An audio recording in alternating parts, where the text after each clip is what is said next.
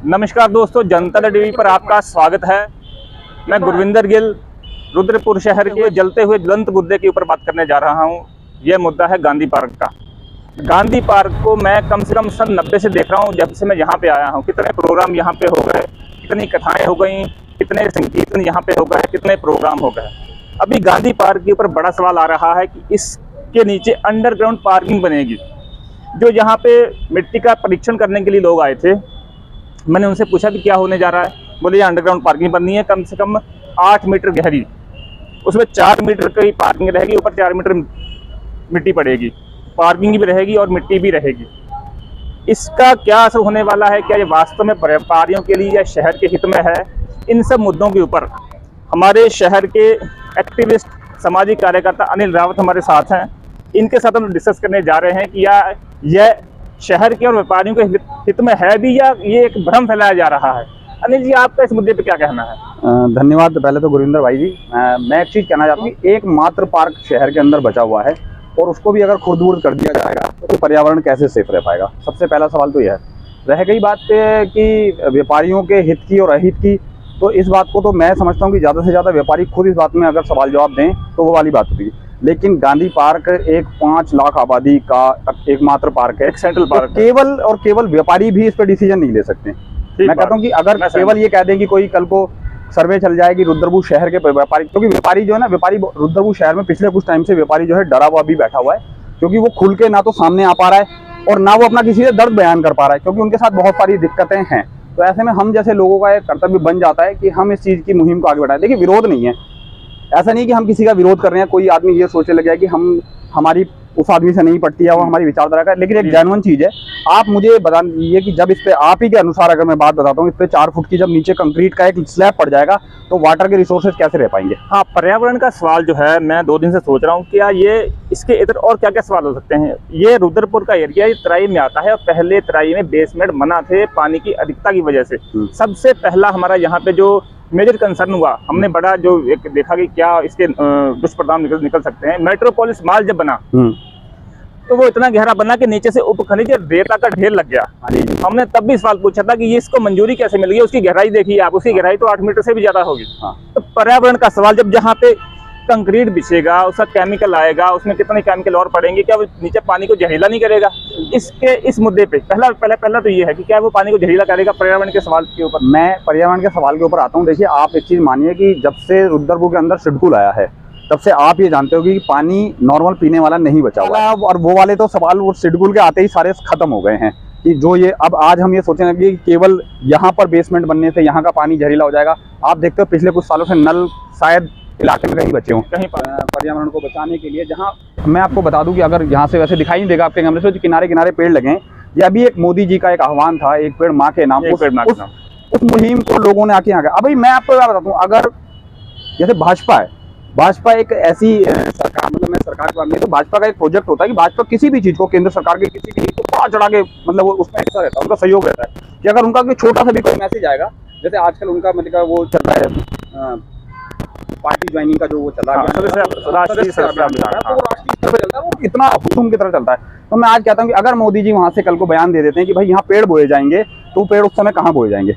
हाँ, बिल्कुल ठीक बात है, ये एक बड़ा मुद्दा है। ठीक है, पर्यावरण पे आप कितनी मिट्टी डाल दोगे? पर्यावरण की बात मैं इसलिए भी कर रहा हूँ कि अगर शेड्यूल में से कुछ शिकायतें आ रही हैं कि उसके लिहाज पे हमें ये मौका नहीं मिल रहा कि हम कहीं और भी इसी तरीके का कुछ ऐसा काम करें। पहली बात, भूकंप का जोन भी है। अगर कोई ऐसी मिस हैपनिंग होती है तब क्या होगा? अभी विश्व में पर्यावरण के जबरदस्त इशू चल रहे हैं। अच्छा, इसके साथ पर्यावरण के इशू है, चलिए मानते हैं पर्यावरण के इशू। बिल्कुल है। अगला इशू है कि यहाँ कम से कम 1-1.5 साल तक काम चलेगा, निर्माण कार्य चलेगा। जब यहाँ से मिट्टी खुदेगी तो इस सड़क से जाएगी, उस सड़क से जाएगी, तब उसकी धूल किसके ऊपर पड़ेगी? तब सड़कों जो कबाड़ा हुआ उसकी रिस्पॉन्सिबिलिटी कौन लेगा? देखिए, अब उस पर भी एक चीज़ कहते हैं ना कि जब डेवलपमेंट होते हैं ना तो थोड़ी बहुत चीज़ों को तो दिक्कत होती है, लेकिन हम उस चीज़ पे जा ही नहीं रहे। क्या हम शहरवासी इस चीज़ के लिए तैयार हैं? ना, मैं देखो, हम ये चीज़ जानते हैं। आपने बहुत बात का प्रोजेक्ट पूछ लिया कि भाई अगर यहाँ काम चलेगा तो हम तो इस चीज़ पे जा ही नहीं रहे। मेरा तो अपना सिंपल मन है कि यहाँ काम होना ही नहीं है। नहीं, हम एज ए पत्रकार, एज ए चैनल, हम सभी आप पार्टी नहीं है। आपने पत्रकार बनाइए, हम उसके साथ बढ़िया है। आपने पत्रकार की हैसियत से एक चीज पूछी है, मैं एक आम नागरिक से उससे पूछ रहा हूँ। मैं एक सिंपल बात, मैं आज पत्रकारों के लिए एक चीज कह देता हूँ। शहर में अभी कोई दुर्घटना हो जाए, पत्रकार बिना बुलाए वहाँ लाइव न्यूज चलाने के लिए पहुंच जाते हैं जब किसी की डेथ हो जाती है।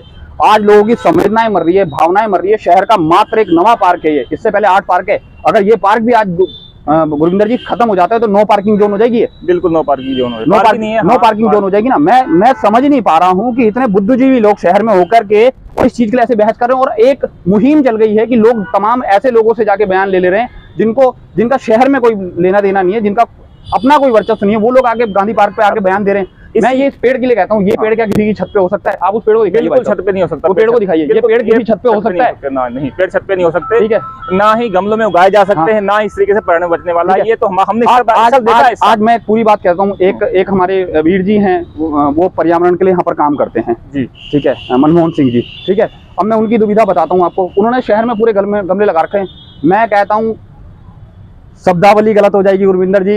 शहर के लिए सरकार के लिए शर्मनाक स्थिति है। एक पर्सनल व्यक्ति अपनी जमा पूंजी से, अपने खर्चे से तमाम जगह में पूरे शहर में पेड़ बोता फिर रहा है और सरकार उन पेड़ों को नहीं बचा पा रही है। बिल्कुल ठीक है।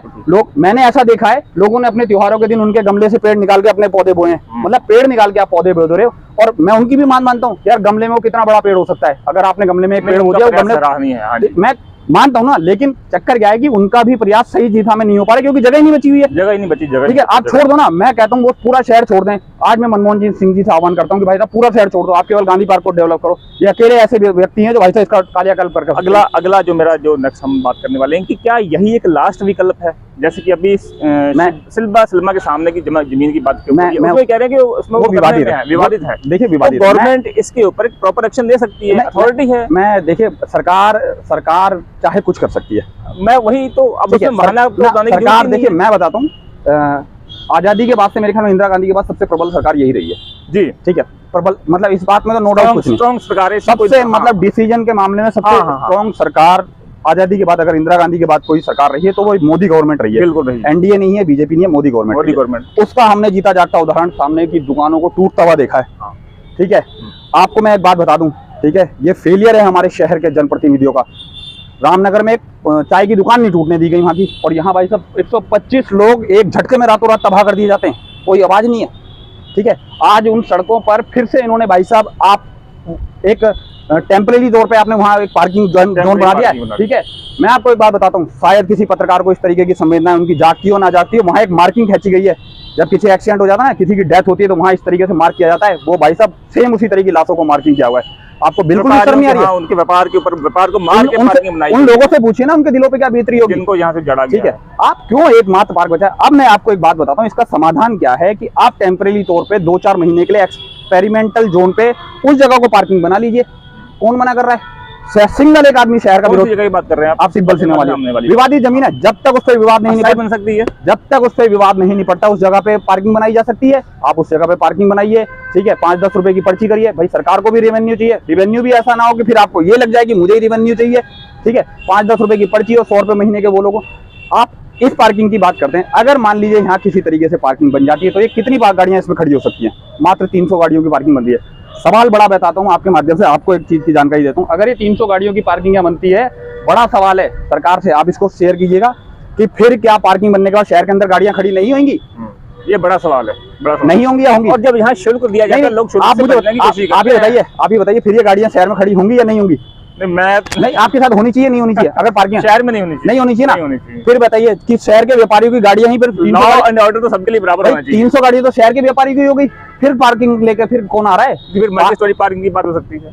भाई साहब, अभी तो जबान ये दी गई है कि इस पर और कुछ नहीं होगा। आप समझिए कि पिछले कुछ दौर में इस तरीके के बयानात और इस तरीके के मतलब भरोसेमंद स्टेटमेंट हो गए जिन पे खुद से स्टैंड नहीं हो पाया, इसीलिए तो लोग भरोसा नहीं कर पा रहे। ठुकराल जी का जो स्टैंड है, कह रहे हैं कि जनता लीड करेगी, वो खुद लीड करने की बात नहीं कर रहे हैं।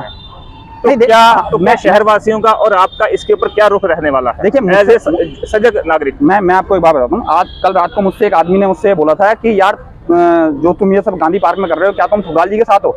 मैंने कहा था मैं अनिल रावत वो व्यक्ति हूँ जो सिंगल अपनी आईडी से लिख रहा है, जिसने अकेले आके यहाँ पर लाइव आईडी थी, उसके बाद ठुकराल जी आए।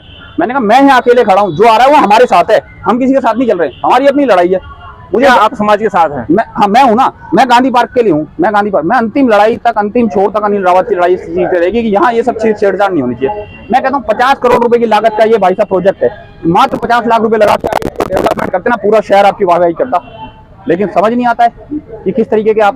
दोस्तों, आज हमने सामाजिक कार्यकर्ता अनिल रावत जी से बात करी है। गांधी पार्क के अस्तित्व को बचाने के लिए ये बहुत प्रखर तरीके से सामने आ रहे हैं। ठुकराल जी ने भी बयान दिया है। तो ये लड़ाई मुझे लगता है कि जारी रहनी चाहिए। एक सही चीज़ निकल कर आनी चाहिए। व्यापारियों का भी हित हो, शहरवासियों का हित हो, और ये पार्क भी बचा रहे। ये हमारी धरोहर है। इसके साथ आज की बातचीत खत्म करते हैं।